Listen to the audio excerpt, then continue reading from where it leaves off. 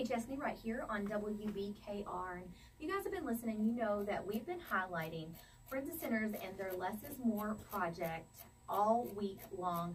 We've been inviting you all to hear stories of success and stories about the ministry, and inviting you all to help them with their latest fundraiser.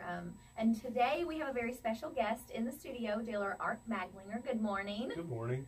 And you're going to talk to us today from your point of view of addiction and what you see there at the jail and the Daviess County Detention Center, and your thoughts about that. So just tell our listeners, you know, because I know that our community rallies behind all causes. We're so good about that here in Owensboro, and I know this is another one that they'll want to rally behind. So just tell us what you see and your experiences with Friends of Sinners as well. Sure.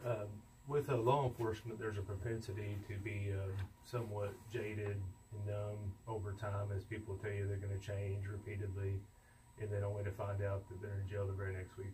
And so it's really difficult. And with Friends of Sinners, it's been refreshing.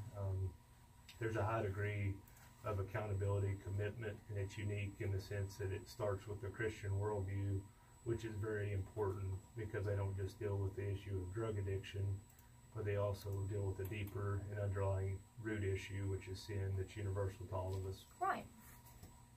And so what do you necessarily do? How is your role played with Friends of Sinners? Well, I started, when I was 22, I started at Owensboro Police Department as a police officer. I remember that. I think in 2009, the director then was Roger Chilton. You know, friends with both Joe, your husband, Joe Welsh. We graduated together at OHS. He's a good-looking guy, isn't he? He does. I like the beard.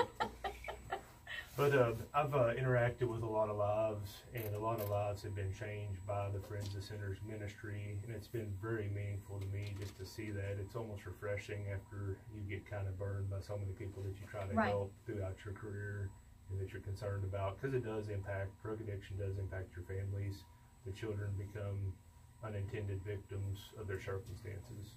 Well, and you saying it affects your family, if we were standing here in a room full of our community, you could probably ask everybody who's been affected by drug addiction, and every single hand would go up.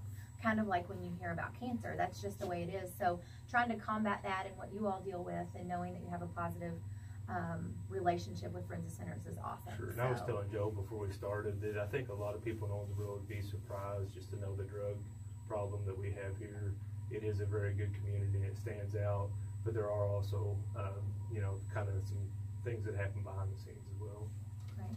Well, we thank you guys so much for coming in, and we thank you for all you all do. You work so hard for our community, and we appreciate that. Thank you, Angel.